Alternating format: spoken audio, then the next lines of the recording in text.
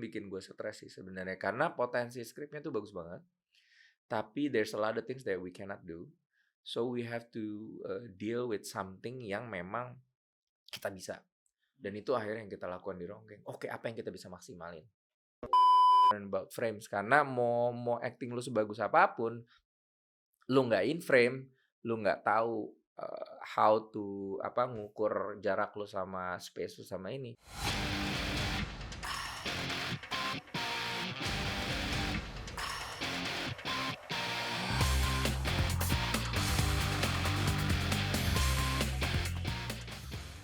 Oke, selamat datang di episode terbaru podcast Bikinan Berbagi. Hari ini gue berkesempatan duduk bersama salah satu aktor paling serba bisa di industri film Indonesia yang tanggal 28 Maret 2024 kemarin baru saja merilis film Ronggeng Kematian yang adalah film panjang debutnya sebagai sutradara. Dia adalah Ferdy Sulaiman. Halo. Apa kabar Mas Ferdy? Baik. Baik, oke. Nah, di episode ini kita akan tanya-tanya soal mulai dari awal karir, perjalanan di industri film, terus juga sepak terjang di dunia acting sampai akhirnya transisi menjadi sutradara ini kayak gimana sih? Itu yang gue juga penasaran. Oke. Nah, sebelum itu gue pengen nanya dulu persiapan lo, gimana nih persiapan buat ngerilis Ronggeng Kematian? Ikhlas dulu sih. Karena kayak ini film ya terus terang bukan film besar atau di backup dengan budget promo yang besar atau apa gitu, dan kita tuh kayak di minggu awal kita aja kita melawan God Kong gitu kan, Godzilla dan King Kong. God Kong. Penghabis layar itu pastinya gitu. Dan seminggu setelah kita tayang ada 2 film Indonesia besar yang udah ditunggu-tunggu, yaitu Sisa Kubur sama Badarui. Nah, jadi saya udah belajar ikhlas aja sih. Mudah-mudahan Ronggeng Kematian bisa ketemu penonton ya, karena dari yang intimate screening kemarin sangat dapat review yang positif. Everybody merasa bahwa ini fresh, kok ceritanya seru, mudah ditelan, even bukan untuk yang penggemar horor pun dia bisa nikmat nontonnya gitu, karena ada storyline yang kuat gitu. Jadi mudah-mudahan di antara raksasa-raksasa itu ada yang mau berbagi. Literally raksasa ya ini film ini kan, God Kong. Raksasa semua. Film Indonesianya dua-duanya raksasa. Iya. Oke, ya kita akan bahas nanti film itu juga nanti kita akan bahas. Mungkin sekarang tapi gue penasaran pengen ngobrolin ini sih, lu sebagai aktor. Kayak boleh cerita nggak sih masa kecil lu tuh lahir di mana? Apakah waktu itu dari kecil memang sudah tertarik acting atau malah enggak sama sekali? Lucunya mungkin lahir dari dengan ayah yang memang sudah berkutat di film. Beliau itu kan dari abis teater populer, terus semua istilahnya Indonesia mulai bikin film tuh kebanyakan dulu orang teater kan, langsung teater populer bikin film, teater ini bikin film. Jadi kayak dunia seni peran dan film dan apa segala macam itu sangat-sangat ini ya di rumah ya. Kayak kita udah dijejelin film-film kayak The Sound of Music, Jackie Chan, all that. Jadi udah kena exposure-nya lah ya lu dari kecil. Iya gitu. Tapi itu justru efeknya jadi berbalik malah, Jason. Gue malah jadi kayak muak sama proses itu sebenarnya, karena it's too much. Bokap nggak ada kemana syuting, bokap nggak ada kemana proses di Hong Kong apa kayak film nggak jadi sesuatu yang kita cintai ya. Karena pekerjaan gitu. Lu dengarnya itu sebagai pekerjaan. Sebagai sesuatu yang menyulitkan sebenarnya gitu kan. Tapi nonton film kita suka. Gue membokap dua-duanya yang mungkin diantara anggota keluarga yang bisa nonton 2-3 film maraton gitu. Dan dulu kita sering tuh kayak yuk kita nonton ini jamnya dicocokin 3 film tuh sekaligus gitu. Di bioskop.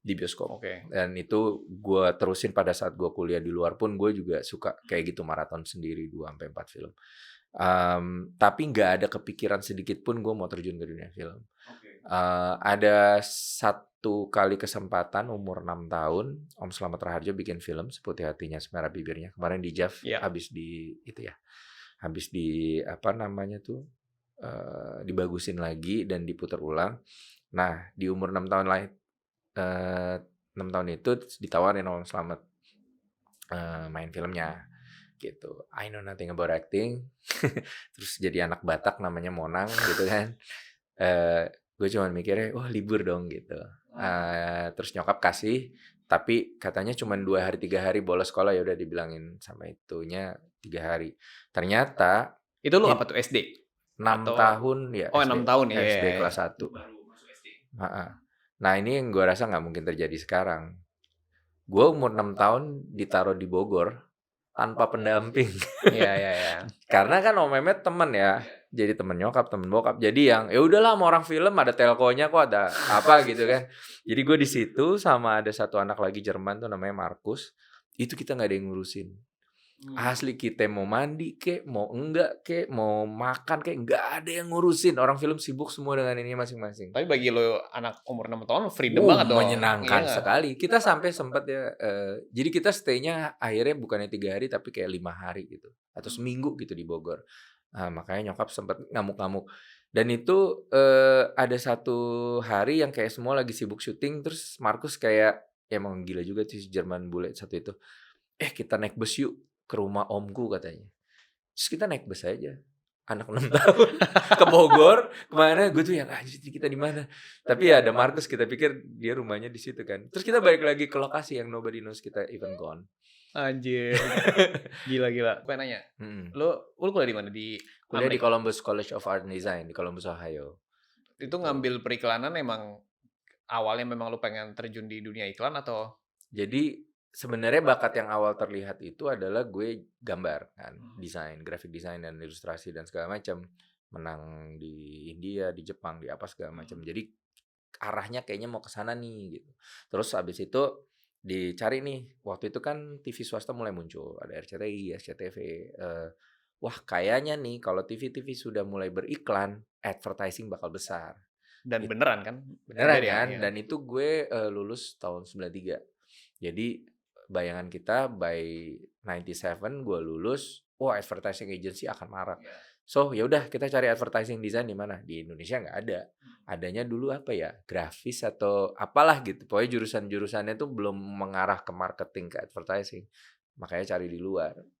Nah, Itu lu yang mikir kayak gitu waktu SMA itu? nyokap lah. Gue SMA mah tadinya mah pengen kuliah bareng teman-teman di Untar, di Trisakti gitu. Cuman nggak boleh. Tadinya gue pikir masa di Trisakti nggak boleh ada jurusan gambarnya juga. Yeah. Nggak, bukan advertising gitu. Oke. Pokoknya pikirannya udah kayak gitu. Ya udah akhirnya gue di Columbus itu, tapi komunitas orang Indonesia cukup banyak, ada 1.000 student di situ yang orang Indonesianya. Tapi yang gue di college gue cuma ada 3 orang waktu itu, gue sama teman SMA gue sama ada satu lagi. Nah 4 tahun kuliah, kalau nggak salah di 98 itu krisis, gue nggak jadi pulang. Ya udah kerja dulu di sana. Akhirnya gue kerja di advertising agency di sana 2 tahun sebagai dari mulai art director, dari mulai graphic design jalur ke art grafis director. Ya, tapi ya. Bener kayak ini banget lah dari bawah sampai art director, kalau salah art director.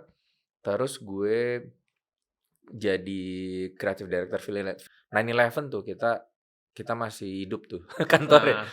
Tapi begitu udah 2003 perang Irak, udah kita nggak bisa bertahan karena semua advertising budget di hold kan. Mereka kayak mau perang. Ya udah akhirnya gue pulang aja lah sebelum duitnya habis. Oke. Gitu. Dan itu selama lu di sana lu belum ada ketertarikan acting sama sekali? Sama sekali nggak belajar. Dan gue nyesalnya itu ya, kenapa gue pas lagi 10 tahun di Amerika nggak ngambil kelas acting atau apa, karena di sana kan lebih banyak sebenarnya akses. Bener. Gue ditawarin masuk kelas acting sama teman gue di Eka Sitorus di Sakti Actor Studio. Sakti, oke. Ngapain orang gue gak mau jadi aktor? Ya tapi bokap lu, ya bukan berarti gitu, orang gue kreatif inilah gitu di belakang layar.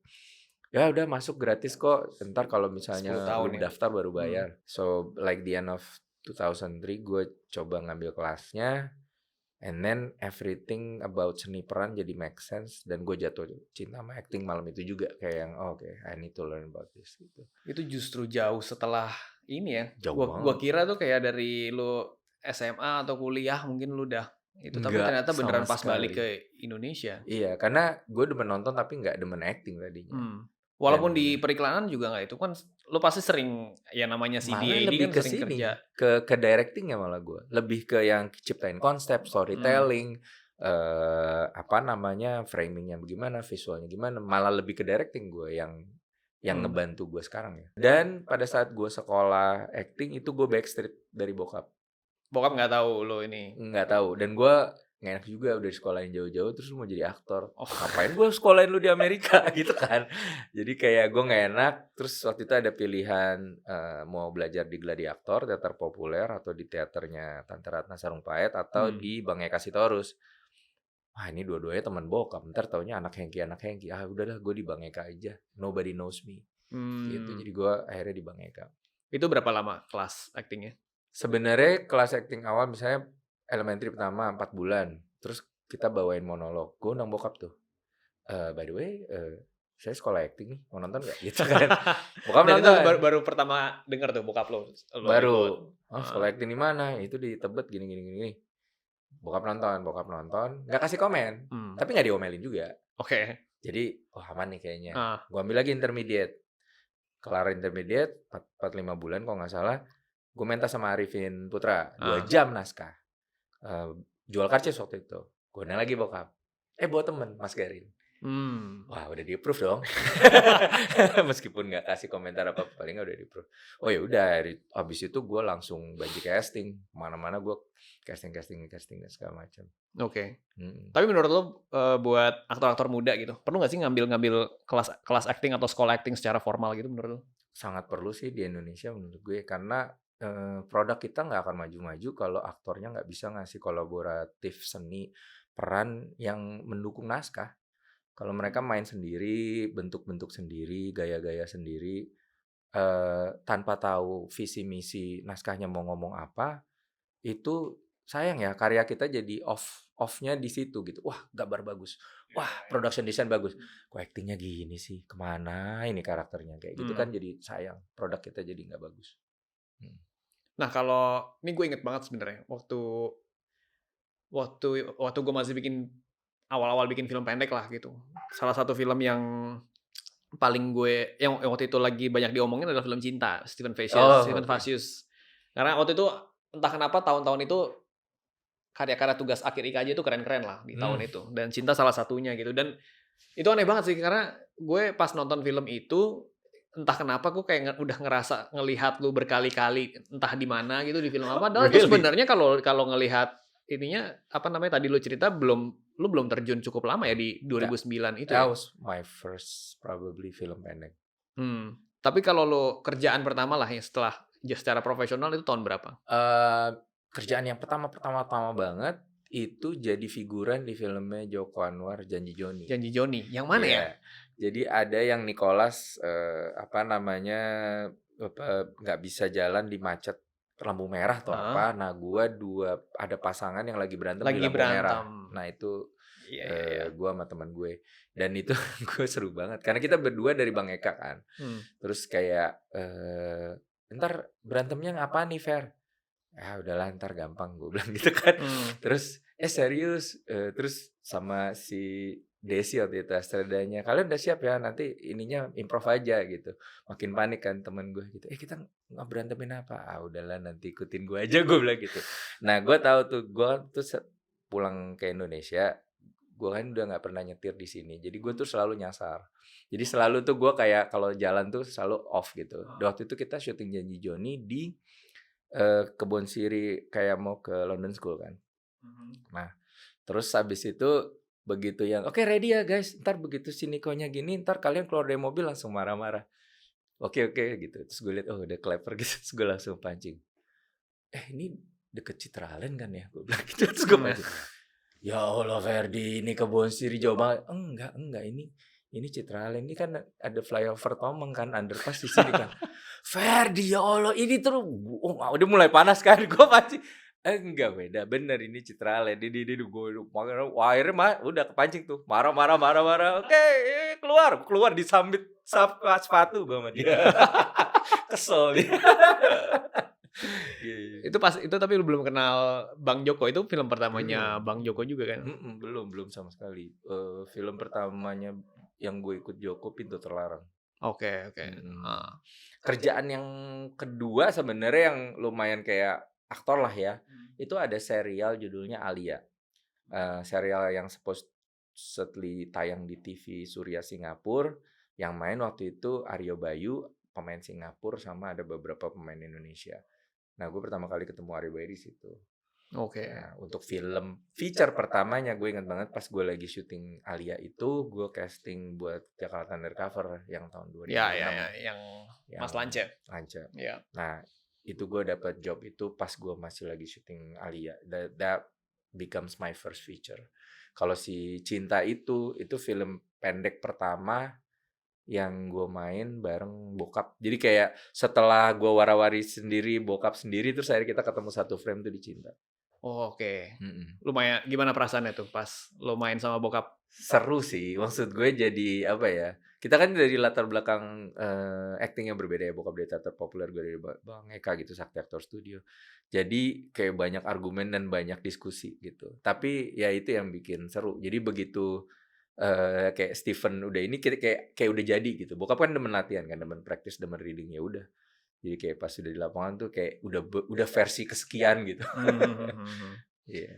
Nah, ini film Cinta itu menarik juga karena apa ya, itu film tentang Cindo, dan gue selalu pengen nanyain ini ke teman-teman aktor yang Cindo juga. Kita tahu lah maksudnya representasi apa Cindo di film Indonesia itu kayak gimana, dan cukup sulit juga buat teman-teman Cindo, aktor Cindo yang buat dapatin peran. Kalau lo sendiri ngelihatnya gimana, dari ada bedanya nggak sih di representasi film apa karakter-karakter Cindo di awal-awal karir lo sama sekarang tuh bedanya tuh kayak gimana? Beda banget. Dulu itu pada saat gue jatuh cinta sama acting dan kayak kayak gue I wanna try this route gitu ya.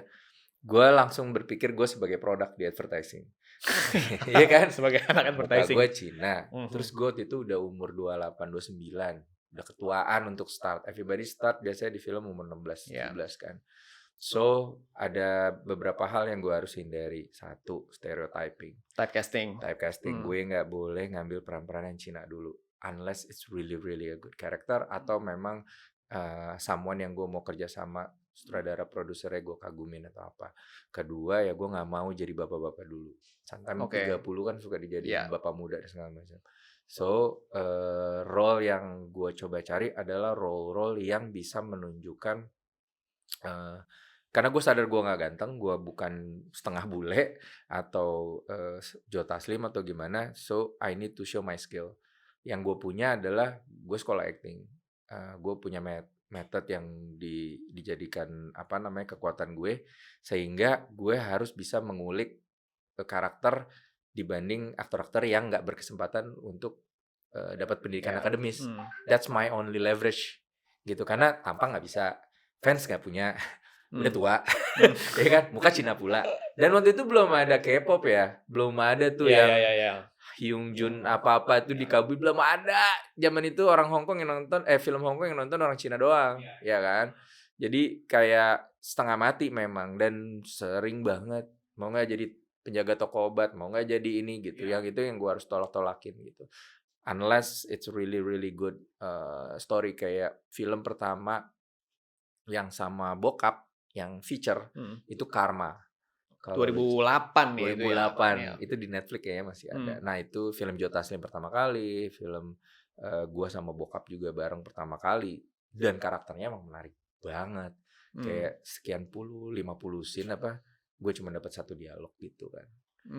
Jadi yang skill gue kepake nih. Itu syutingnya setelah Cinta atau sebelum Cinta? Setelah Cinta. Jadi Cinta sebagai film pendek pertama, Karma sebagai film feature pertama. Dan itu orang tetap nggak tahu gue sama bokap tuh bapak anak.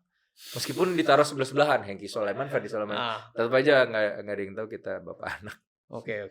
Iya. Tapi itu ya pengalaman yang menarik banget, karena di karakter di film Karma itu kan karakternya tuh sangat troubled ya. Jadi kayak mentally challenged gitu. Jadi gue nggak ngomong selama seluruh film. Motivasi semua harus nyampe tanpa ngomong. Jadi gue bilang sama stradanya, gue nanti nggak ada di base camp, gue ada di ruangan itu ya, gitu. Karena I need to be on that state. Gue waktu itu belum bisa tuh keluar masuk karakter. Begitu gue udah make up, gue akan ada di situ. Jadi lu nggak usah bingung nyari gue. Ternyata dan ini gue baru tahunya setelah syuting juga, orang-orang pada ngomongin, Sombong banget sih si itu nggak pernah mau ngobrol gitu udah abis ini gini sendiri dikira autis dan segala macem dan bokap belain dong oh enggak itu dia lagi ini apa Memang metodenya metode begitu, lagi ya. gini dia buat ini dan lucu aja gitu I didn't know bokap ngebelain pada saat itu dia yang harus ini Terus ke lu tahu orang. pertama kali kapan? Dari Dari produsernya atau apanya pas lagi post production Oh, oke. diceritain oh gitu ya gue kan nggak mikirin kan ya udah syuting aja. Ya di Indonesia susahnya itu sih ya, lu metet dikit dikira Iya, ansos gitu. dikira ansos asli. Makanya abis itu gue akhirnya pas di film keberapa gue yang oke I need to find something else. Kayak di Simfoni luar biasa. Ya udah, gue in karakter dan gue akan coba karakter gue di situasi behind the scenes. Makan, ngobrol apa, but I'm still in character. Kalau gue logat-logatnya itu, kalau gue pincang ya pincang terus gitu. And then gue coba gitu. Ada yang betah, ada yang nggak betah juga sih, gue gitu. Oke. Tapi ya makin kelamaan gue mulai nemu kayak pintu keluar pintu masuknya sih.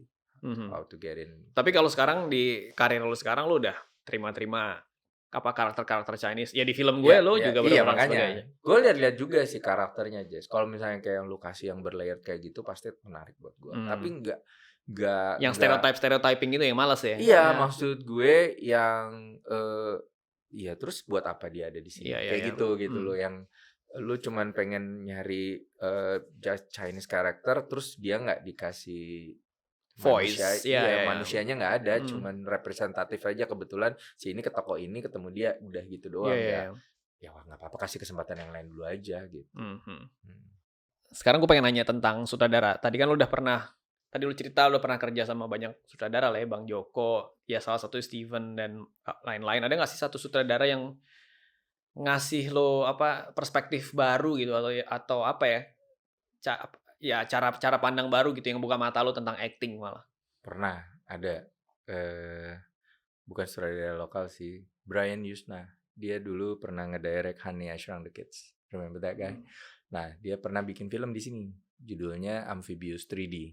Jadi dia abis di masa tuanya tiba-tiba dia bikin cult gory horror slasher monster kayak gitu kan. Gue main sebagai Jermal nelayan. Kamera bergerak pakai track kiri kanan.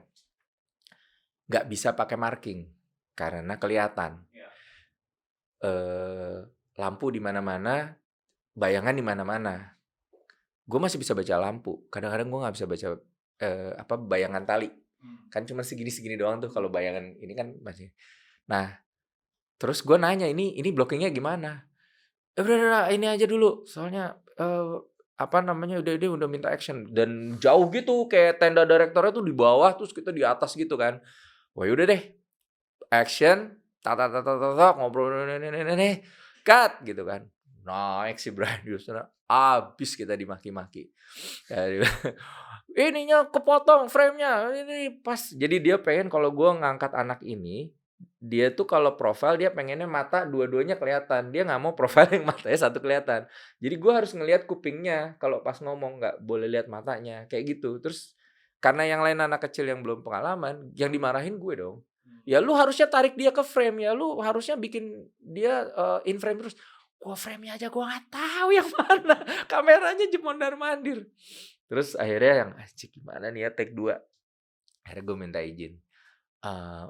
Okay, do you think I can bisa ngelihat monitor nggak gue di bawah? Karena gue harus izin karena jauh kan. Terus dia bilang, oh lu mau lihat monitor? Oke. Tapi biasanya sih kalau aktor udah profesional nanya lens number aja sih bisa.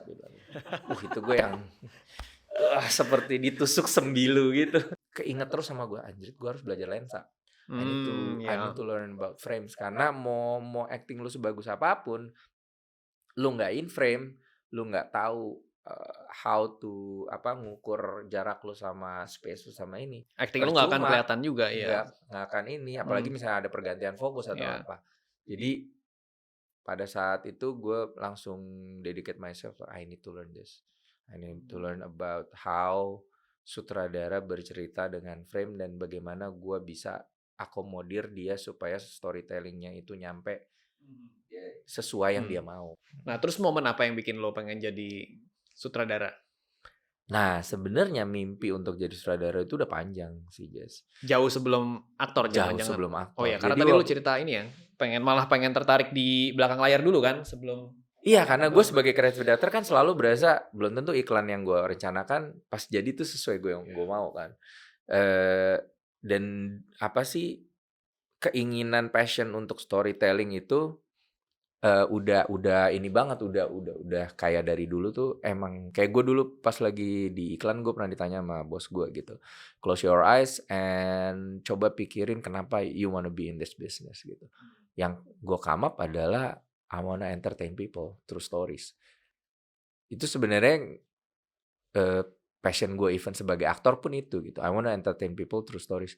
Nah, pada saat gue di Cinemark waktu itu, pas lagi gue udah beberapa film lah gitu, dan mereka lihat cara gue nge-creative director kampanyenya itu biasanya with stories gitu kan, dengan cerita gitu, bukan cuma sekedar 7 hari lagi, 5 hari lagi. Ini kan sekarang tuh kayak templated banget kan.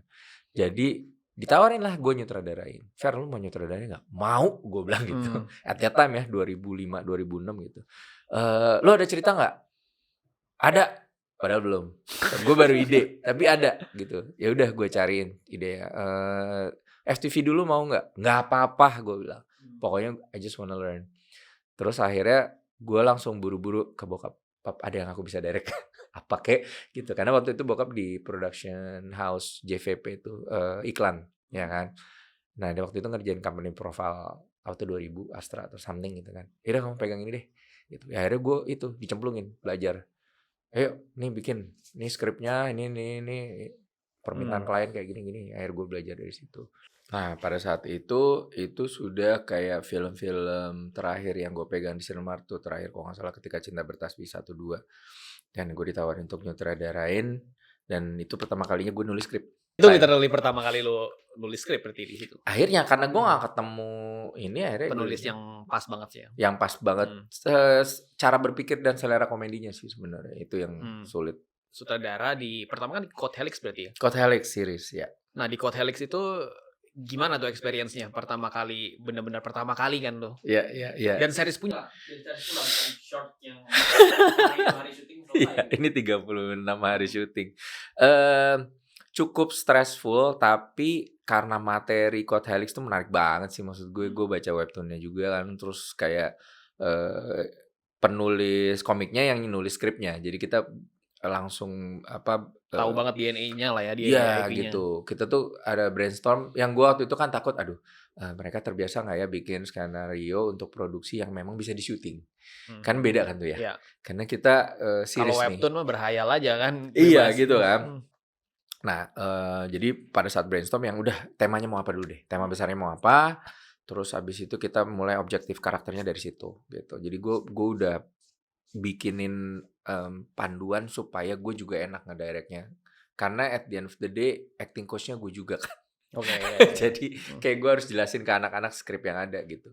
Dan akhirnya ya untungnya teman-teman yang dari Code Helix itu dia juga pengen belajar juga. Jadi kayak terjadi tukar pikiran yang seru dan jadi meaningful banget. Dan gue langsung ajak-ajak orang yang memang gue bisa percaya gitu, kayak Adrian Sugiono di DOP-nya gitu kan. Terus artnya gue baru kenal juga tapi asik juga gitu. Terus musiknya gue sempat ajak Bambi sih sebenarnya.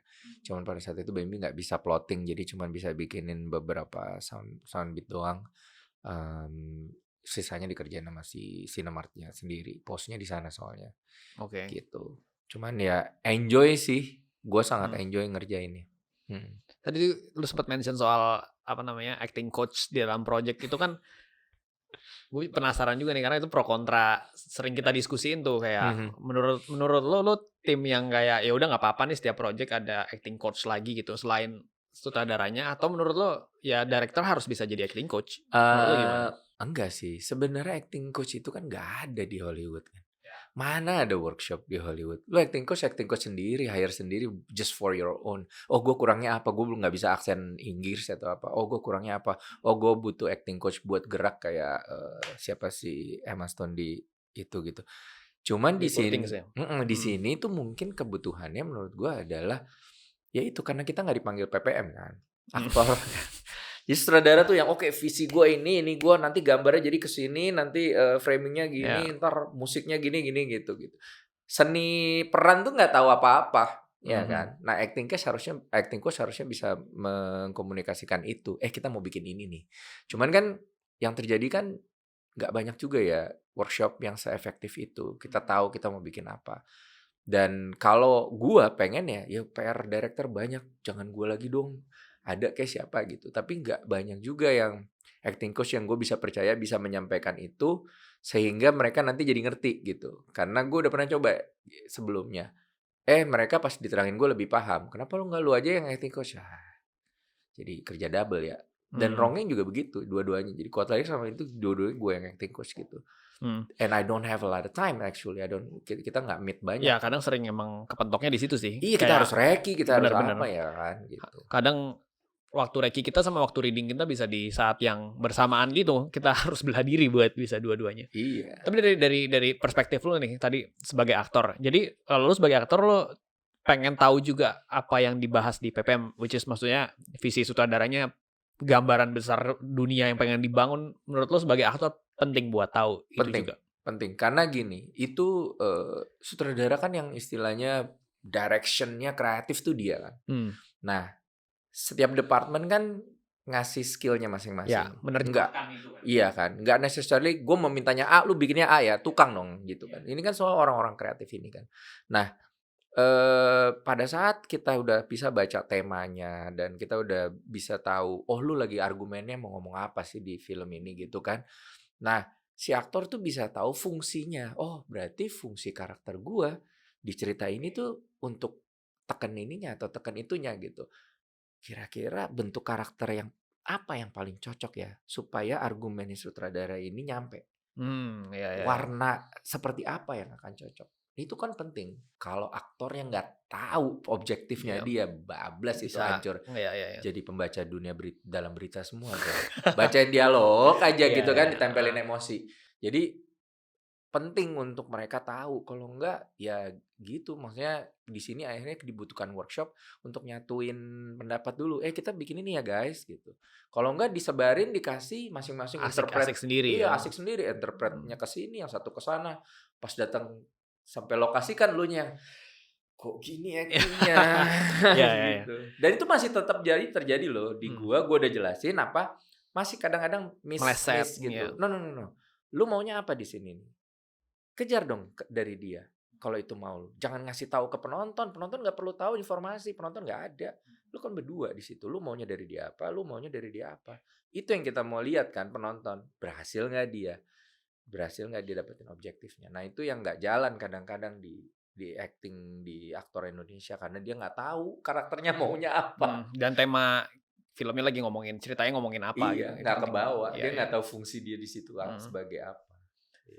Nah tadi kita udah ngomongin series di Code Helix. Sekarang kan tadi kita pengen bahas film lo nih yang Ronggeng Kematian judulnya. Nah ini kan apa ya, menurut gue film dan series nih different ball game aja gitu rasanya. Kayak apa namanya, menurut gue nggak tahu sih kalau pendapat lo. Menurut gue pressure-nya beda banget ketika menyutradarai film. Lo ngerasain itu juga nggak? Atau gimana perasaannya akhirnya menyutradarai sebuah feature film buat bioskop? Ya, somehow harusnya feature film menjadi sesuatu yang lebih nyaman dalam arti format syuting series itu kan baru terakhir ya setelah ada OTT. Sebelumnya yang kita kenal tuh malah stripping yang never ending gitu, yang susah lah untuk dimasukin ke kreatif gitu. Begitu series kan wah jadi kayak masif gitu. So feature it feels more familiar to me. Kayak oh ini something yang gue udah ngerti nih gitu. Tapi dengan ya proses yang cuman sebentar dan budget yang diperas apa segala macem, kayak soalnya gila kemarin syuting Code Helix enak banget ya gitu gue rasanya gitu. Gue di sini kayak stres banget, ada 2 hari yang gue kerja 26 jam atau 28 jam kayak gitu. Karena secara waktu lebih leluasa pas Code Helix ya. Betul. Masih make sense lah satu episode 3,5 hari. Meskipun pas gue lagi syuting Code Helix skripkon gue asistennya bilang, "Saya kemarin 8 episode seminggu, Pak." "Hah, gimana caranya?" What? Gak masuk di otak gue bilang gitu kan. Nah nah pas film itu, gue juga berasa yang, anjrit oke ini 90 scene, pecahan 134 scene, 12 hari. 1 hari 10 scene. 1 scene gue dapat berapa jam? Gue mau tidurnya kapan gitu loh. Gue cuma dapat 1 kamera lagi. Satu setup berapa lama? Misalnya 15-20 minutes, it's nggak masuk gitu logika gue. Dan itu yang bikin gue stres sih sebenarnya. Karena potensi skripnya tuh bagus banget. Tapi there's a lot of things that we cannot do. So we have to deal with something yang memang kita bisa. Dan itu akhirnya yang kita lakukan di Ronggeng. Oke, apa yang kita bisa maksimalin Oke. gitu. Jadi malah lu embrace tuh ini ya. Harus, Iya. harus. Dan untungnya gue dapat teman-teman kayak DOP, Art terutama juga. DOP, DP-nya Adrian Sugono lagi, yang di Kotelix. Tapi gue tahu dia kan emang DP horror yang andalannya Awi Suryadi dan dia sering dipakai Hadra juga sama, maksudnya dia tuh DP yang sangat menyenangkan lah. Maksud gue DP tanpa ego yang very scientific, istilahnya kayak gue mau ciptain warna ini, gue tahu hitungannya, so there's no surprises on grading gitu. Jadi gue demen tuh di Kotelix yang gue mau bikin kayak gini, bisa nggak? Ntar dia tawarin, kalau gini gimana gini. Ronggeng juga gitu. Fair kalau gue giniin gimana? Wih seru juga. Tapi ininya gimana. Jadi kayak very open creatively dan dia di lapangan tuh very very helpful. Art gue juga Mas Edi Wibowo di Jogja kan, orang Jogja. Dia tahu budget kita nggak gede gitu. Tapi he always come up with something yang kayak, ini kalau apa sabuk kelapa ini saya tumpuk-tumpuk kayak gini oke nggak gitu. Ya kita kasih background lah, ibunya mungkin jualan apa buat gosokan cucian jadi banyak sabuk kelapa ini. Terus gue, wah anjing creepy juga, oke. Kayak gitu-gitu. Iya. Kayak wah kurungannya si ini pas di habis jadi Ronggeng, apa konsepnya kan gue kan kayak kurungan ayam gitu kayak ini. Oke kita bikin segitiga aja ya gitu kan. Sebelah atasnya dikasih apa namanya kayak jalangkung gitu. Anjing creepy abis, oke gitu. Jadi kayak kita tahu kita nggak bisa beli art yang mahal, tapi dengan apa yang ada justru for this purpose of this concept malah jadi lebih otentik ya menurut gue. Iya. Karena lu embrace itu. ya. Dan gue ketolong juga sama nuans yang gue inginkan itu di musik ya. Si Yuyun Arafa yang mengkoreo tarian ronggengnya, dia sekaligus yang menciptakan lagu untuk lagu-lagu ronggengnya, sama sinden liriknya yang gue minta disesuaikan dengan tema yang gue bawa gitu loh. Apa namanya, bahwa si pelaku kita sebagai pelaku yang membuat kesalahan di masa lalu itu bukan hak kita untuk memaafkan diri kita atau move on atau menjadi diri lebih baik, tapi hak korbannya untuk mau maafin lo apa enggak atau membalasnya. Itu yang pengen lo omongin di itu sini. Yang argumen yang gue mau omongin di sini, dan itu diterjemahkan dalam lagu, dalam tarian, dalam sindennya gitu. Nah kalau ceritanya sendiri tentang apa sih? Ini boleh lo promoin nih filmnya. Boleh ya? Boleh ya? Bentar ya. Mana pada nonton ya. Jadi ada satu kejadian 7 tahun lalu di mana pada saat si mahasiswa KKN itu berada di sana, tiba-tiba seorang penari ronggeng hilang tanpa bekas.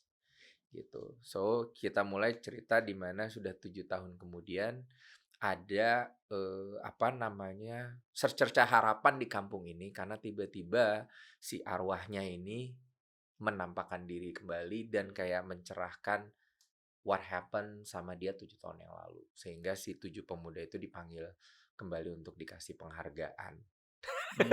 Untuk diberi terima kasih gitu.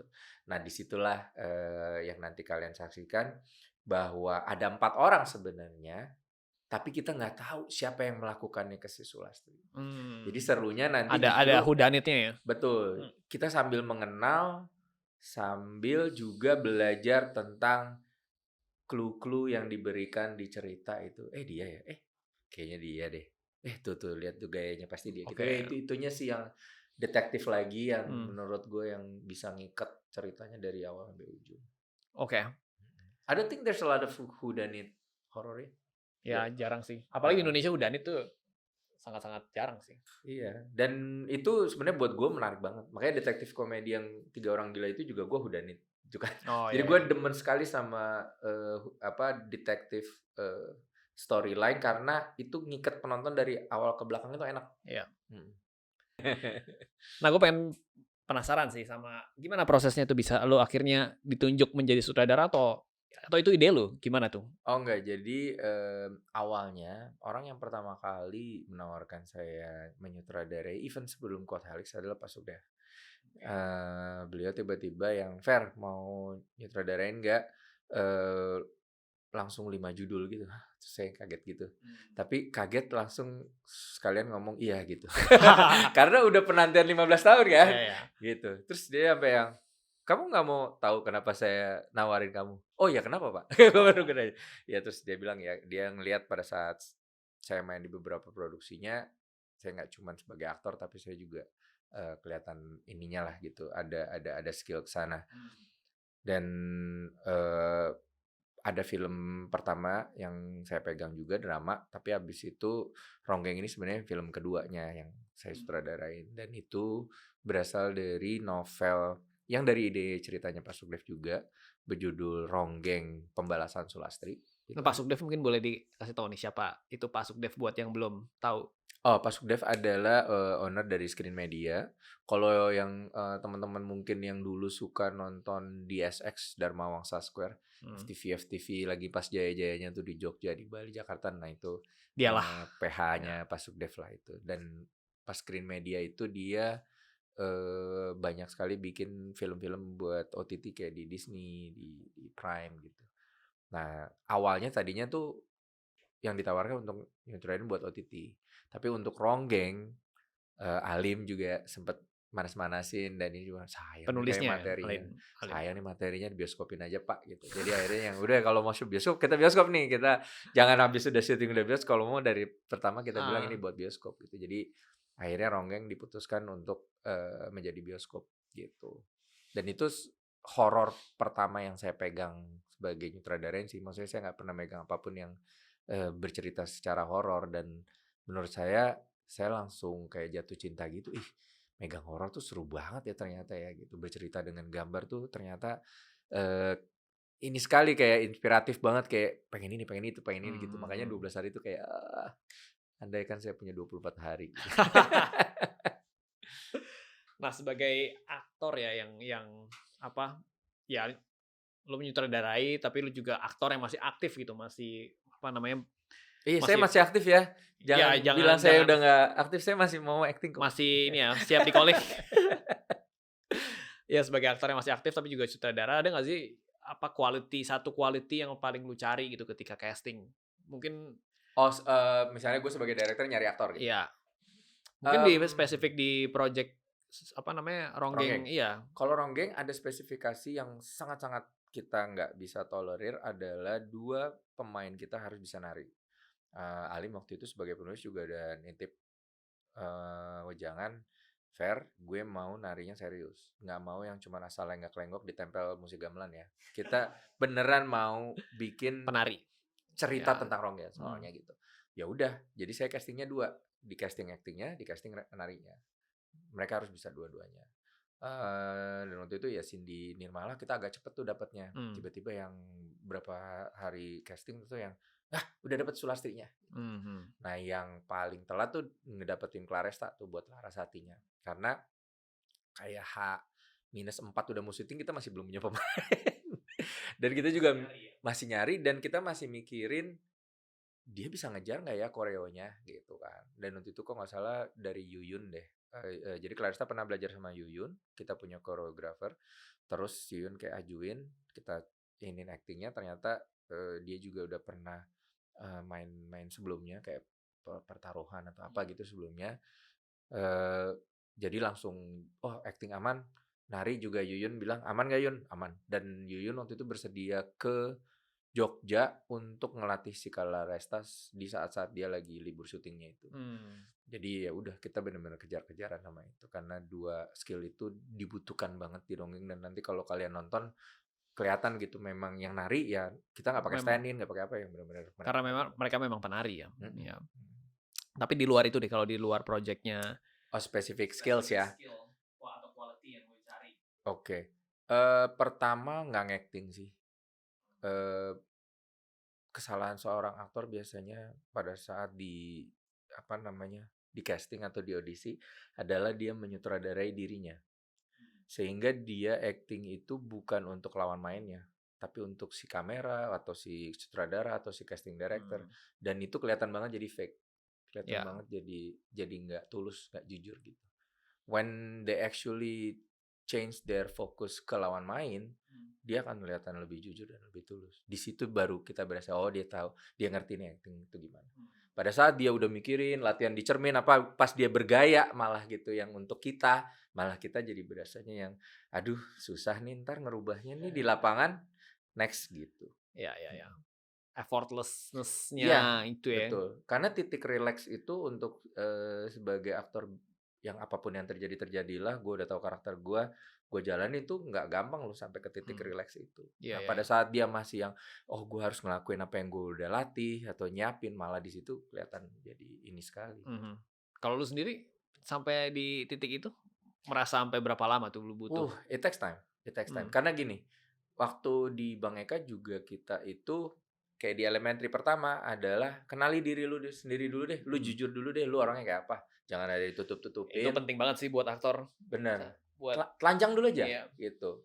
Udah bisa relax belum? Lu telanjang jadi aslinya. Belum ada teori nih. Gitu kan istilahnya.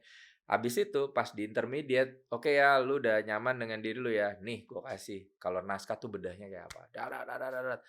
Dan itu langsung teoritis kan. Wah, ternyata ini harus gini. Ini fungsinya udah. Jadi kaku lagi tuh. Yang tadi udah luas kaku lagi.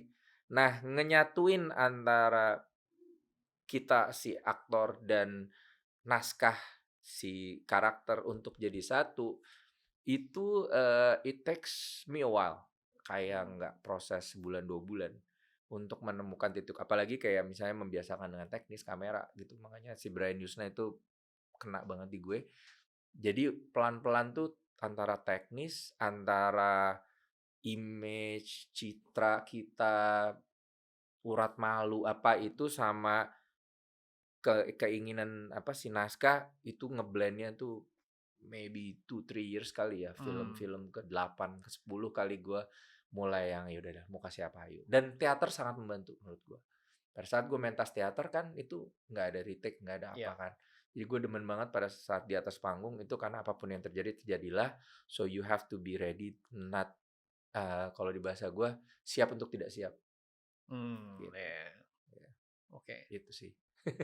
Nah, lu ada nggak sih aktor yang sekarang lu jadi sutradara, terus jadi aktor, tapi pernah nggak atau di project yang antara Code Helix atau Rongeng Kematian ini lu kerja sama aktor yang dulunya sama-sama aktor, tapi sekarang kan lu jadi menyutradarai dia gitu. Ada nggak yang kayak gitu? Dulu pernah sebelum gue jadi sutradara, Lukman Sardi. Kita main di Tapi film kebalik bareng. posisinya ya. Dia yang jadi sutradara Dia kan? nyutradarain di balik 98 dan gue main di situ gitu.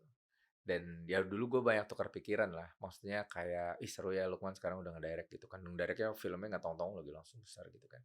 Dan ya gue banyak nanya juga gimana ininya gitu. Karena tiap sutradara pasti punya pengalaman yang beda, dan dia juga sempat cerita, iya gue awal-awal tuh masih kebawa untuk mencontohkan gitu, padahal sebenarnya nggak boleh gitu. Gue pengen itu keluar dari sendiri, cuman keaktorannya yang nih kalau gue langsung ke depan ini langsung jadi. Nah itu gue yang oke, I need to remember that pada saat gue nggak boleh nyontohin. So pada saat gue ngedirect biasanya yang gue lakukan sama aktor gue adalah lebih kayak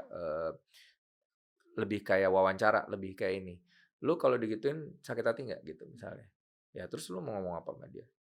Kira-kira lu mau jadi gue provoke-nya langsung dia sebagai karakter, bukan Jason nanti lu pas kayak gini lu ini enggak. Karena kalau gue panggil lu Jason bukan manggil lu nama karakter, gue kayak ngeluarin lu dulu keluar terus suruh lu masuk balik lagi ribet. Mending gue langsung tembak sebagai karakter lu, misalnya siapa Budi gitu. Jadi bisa gue korek dari situ.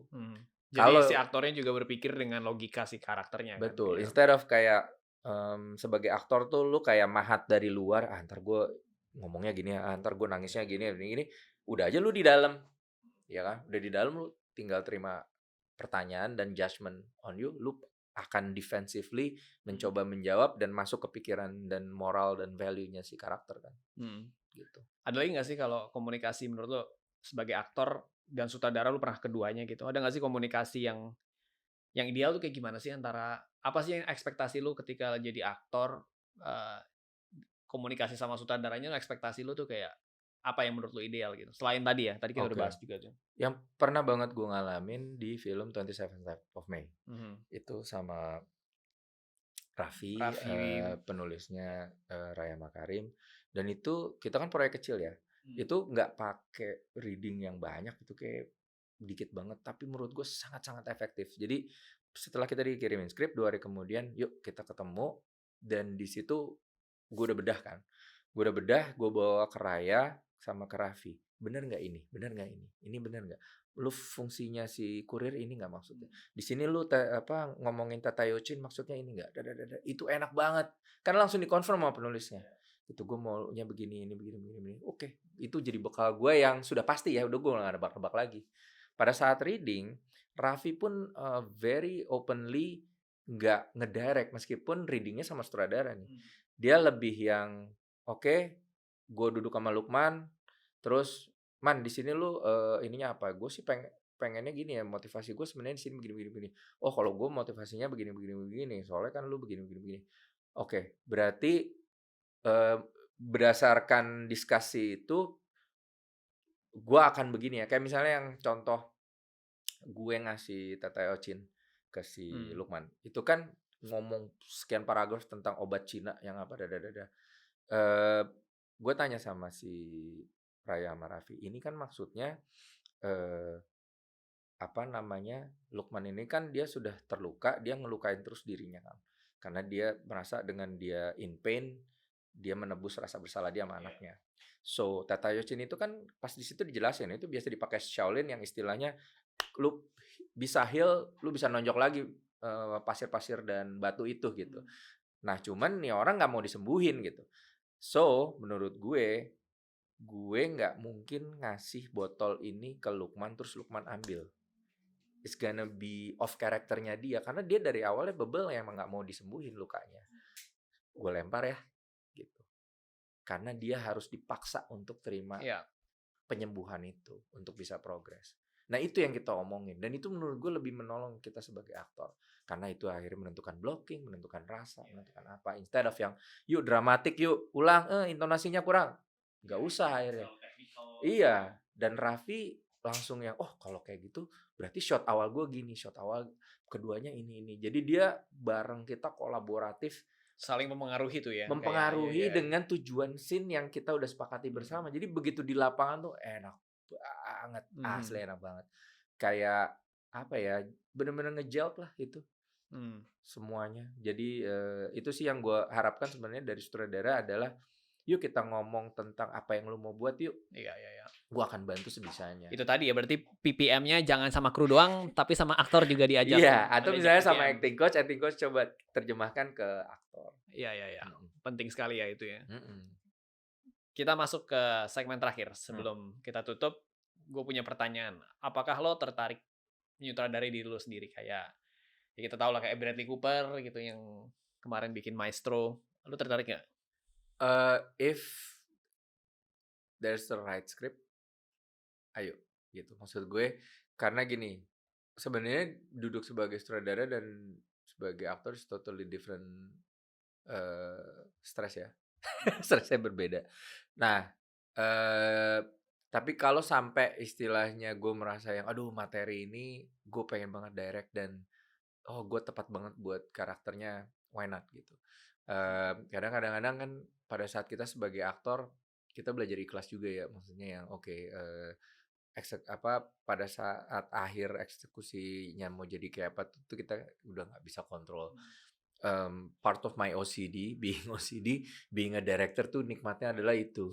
You have every touch on everything gitu Iya, kan. Jadi, kalau ada satu skrip yang menurut gue harus ada di situ untuk actually make it like a wholesome product, hayo gitu. Tapi nggak semua sih, malah semua cerita-cerita yang ada di pitch deck gue itu malah gue nggak kepikir ada guenya gitu. Tapi ada sih nih yang gue lagi develop sama Giovanni, you know Gio? Giovanni Rustanto? Heeh, Oke. itu yang awalnya dia mau ngedirect terus gue yang mau main gitu. Cuman begitu pas sambil kita udah develop ceritanya, anjing ini seru banget kalau gue ngedirect juga because I love the material gitu kan. So maybe kayak begitu gue akan ada di depan dan di luar. So I need probably learn from Stallone atau Jackie Chan di mana mereka harus membagi hari. Ini hari gue yang ngedirect jam segini sampai jam segini, hari gue main jam segini Nah, segini. makanya. Iya, karena kayak bolak-balik tuh ribet deh. Oke, setelah project ini ada apa lagi sih? What's next gitu di karir lo nih? Ini sebagai penutup mungkin lo bisa cerita. Oke. Ya mudah-mudahan sih Ronggeng bisa ngebuka jalan gue untuk ngedirect film-film berikutnya ya. Amin. Karena nggak tahu kenapa I'm very passionate in directing and storytelling dan banyak banget cerita yang masih gue mau ceritakan. Some of my pitch deck itu belum terrealisasi semua dan gue pengen ceritain semuanya ke kalian kalau bisa cerita-cerita yang gue mau ceritain. Dan sebagai aktor sendiri gue juga masih tetap mau aktif dan masih banyak sekali yang gue belum raih dan gue belum coba gitu sebagai Masih seorang. siap di calling ya Oh pastinya. siap sekali, terutama Studio Antelope. Gue nungguin karya bapak ini gitu kan. Jadi pastinya sih gue mau ada di industri film. Apakah itu sebagai produser, sebagai director atau sebagai pemain, I just wanna be in this industry sih. Oke, terima kasih atas waktunya Mas Ferdi ke closing-nya. Oke, terima kasih untuk waktunya Mas Ferdi Sulaiman yang sudah mau berbagi pengalaman, insight, dan inspirasinya. Good luck buat Ronggeng Kematian akan tayang 28 Maret 2024. Sudah bisa dibeli tiketnya buy one get one, nggak tahu deh udah bisa apa belum, tapi ya kalau nggak langsung beli aja. Siap. Dan terima kasih juga buat kamu yang sudah dengerin podcast ini sampai selesai. Semoga episode ini memberi kamu perspektif dan pastinya juga ilmu baru. Jangan lupa untuk terus mengikuti podcast Bikinan Berbagi untuk lebih banyak lagi diskusi inspiratif dan berbagi pengalaman dengan pelaku industri film lainnya. Teruslah bikin, teruslah berbagi. Sampai jumpa di episode selanjutnya.